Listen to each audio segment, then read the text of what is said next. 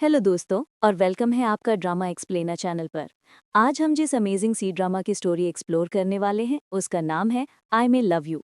ये कहानी है एक ऐसी राइटर की जो अपने बॉस से एक दो दिन से नहीं बल्कि पूरे 4 साल से वन साइडेड लव कर रही है। तो चलिए इस लव रिजेक्शन और फिर जोरदार चेस की कहानी को ब्रेक डाउन करते हैं। एपिसोड 2 की शुरुआत टैंगजिन के बड़े और ज़रूरी फैसले से होती है। टैंगजिन रात भर रोने और तकलीफ में रहने के बाद आंखों में थोड़ी लाली लेकर ऑफिस आती है। वो प्रोफेशनल दिखने की कोशिश करती है लेकिन अंदर से पूरी तरह टूट चुकी है। वो सीधा टैंग्यू के कैबिन की तरफ जाती है। उसके हाथ में एक साफ सुथरा रेजिग्नेशन लेटर है। उसने फैसला कर लिया है कि वो उस जगह और उस इंसान से दूर हो जाएगी जो उसके दर्द की वजह है। टैंगजिन बिना कोई नजरें मिलाए रेजिग्नेशन लेटर टैंग्यू के डेस्क पर रखती है। मिस्टर टैंग, ये मेरा इस्तीफा है। आज से 1 महीने बाद मेरी सर्विसेज समाप्त हो जाएंगी। टैंग्यू हैरान रह जाते हैं।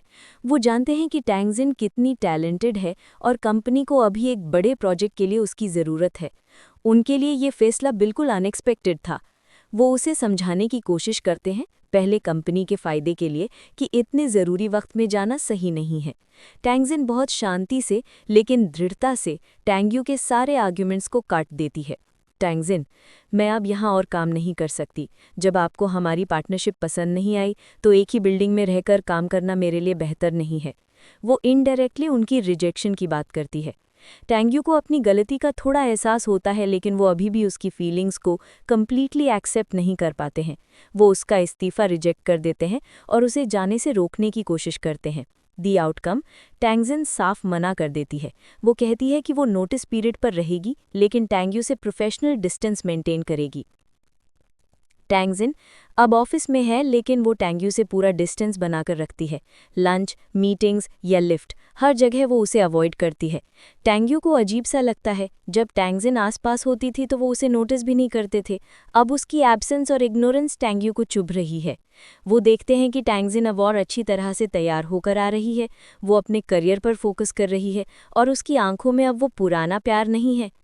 टर्निंग पॉइंट, टैंग्यू रियलाइज़ करते हैं कि टैंगजिन सिर्फ एक अच्छी एम्प्लॉई नहीं थी बल्कि वो इंसान थी जिसकी आदत उन्हें हो चुकी थी, और शायद टैंग्यू के अंदर टैंगजिन के लिए एक सॉफ्ट फीलिंग शुरू हो चुकी थी जिसे उन्होंने खुद ही पहचानने में देर कर दी।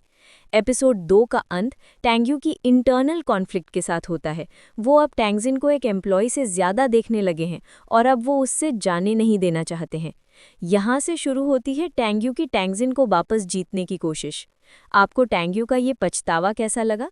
क्या टैंगजिन उसे इतनी जल्दी माफ़ कर देगी? कमेंट में ज़रूर बताइए।